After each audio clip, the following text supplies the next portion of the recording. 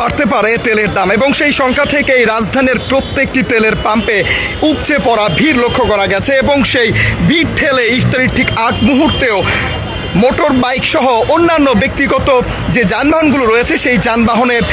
জ্বালানি সংগ্রহ করতে পাম্পগুলোতে এভাবেই উপচে পড়া ভিড় লক্ষ্য করা গেছে। কালের কণ্ঠে খন্দকার আসিফুজ্জামান এই মুহূর্তে রয়েছি রাজধানীর পরিবাগ এলাকায় এবং সেখানে যে তেলের পাম্পগুলো রয়েছে সেই তেলের পাম্পগুলোতে এই মুহূর্তের যে চিত্র সেটি আপনাদের সামনে তুলে ধরার চেষ্টা করছি এবং আপনারা যেমনটি জানেন যে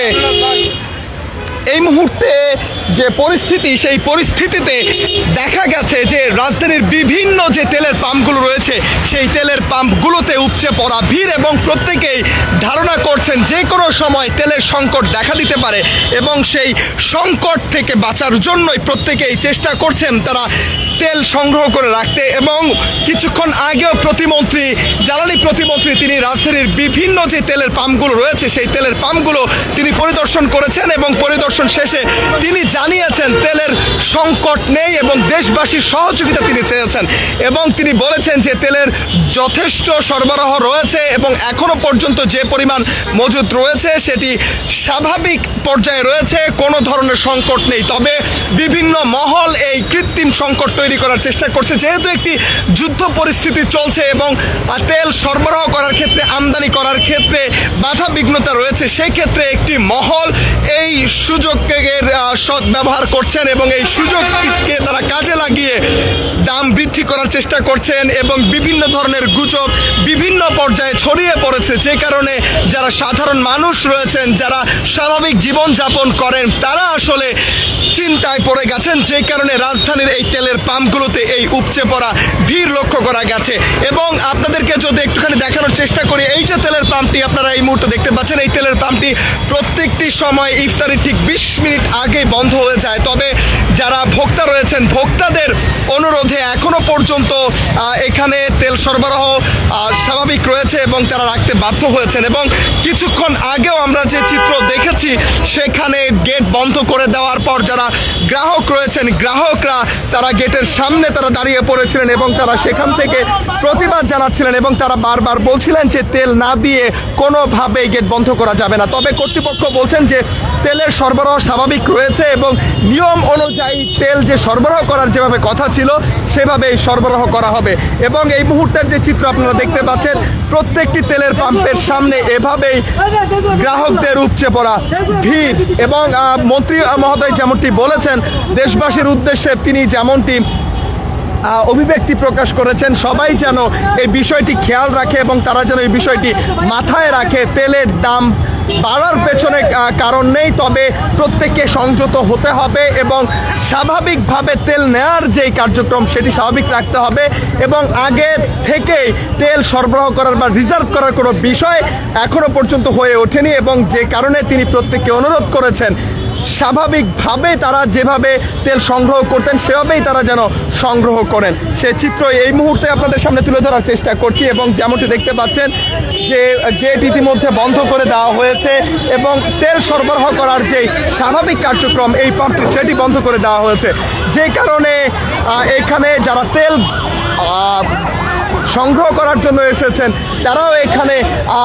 বাকবিতণ্ডায় জড়িয়ে পড়েছেন সেই চিত্র এখানে দেখা যাচ্ছে এবং সরকারের পক্ষ থেকে যেমনটি বলা হয়েছে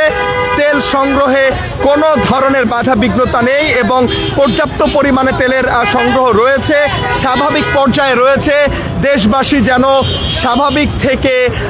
স্বাভাবিকভাবেই তারা যেভাবে তেল সংগ্রহ করতেন জ্বালানি সংগ্রহ করতেন সেভাবেই যেন তারা জ্বালানি সংগ্রহ করেন সেই আশাবাদ মন্ত্রণালয় থেকে ব্যক্ত করা হয়েছে।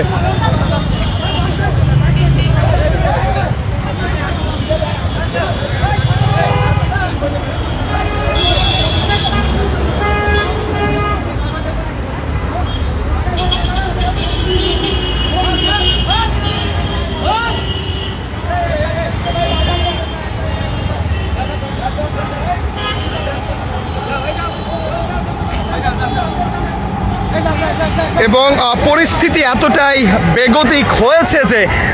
প্রত্যেকে সন্দিহান অবস্থাতে আছেন এবং বিভিন্ন তেলের পাম্পে তারা ঘুরে বেড়াচ্ছেন, এক পাম্প থেকে অন্য পাম্পে তারা ঘুরে বেড়াচ্ছেন, চষে বেড়াচ্ছেন। বিভিন্ন পাম্প নাকি তেল দেওয়া বন্ধ করে দিয়েছে এবং সেই ভয় থেকে, সেই বিপর্যয়ের সংখ্যা থেকেই প্রত্যেকেই আসলে যেখানেই পাম্প খোলা পাচ্ছেন সেখানেই আসলে তারা ভেতরে প্রবেশ করার চেষ্টা করছেন, তেল সংগ্রহ করার চেষ্টা করছেন। যে কারণেই আমরা দেখতে পাচ্ছি রাজধানীর পরিবাগ এলাকায় যে দুটি পাম্প রয়েছে সেই পাম্পের সামনের যে সড়কটি, সেই সড়কের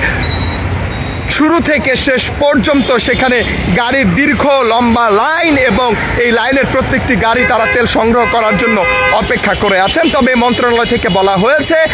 তেলের সরবরাহ স্বাভাবিক রয়েছে এবং এখনও পর্যন্ত তেলের ঘাটতি দেখা যায়নি।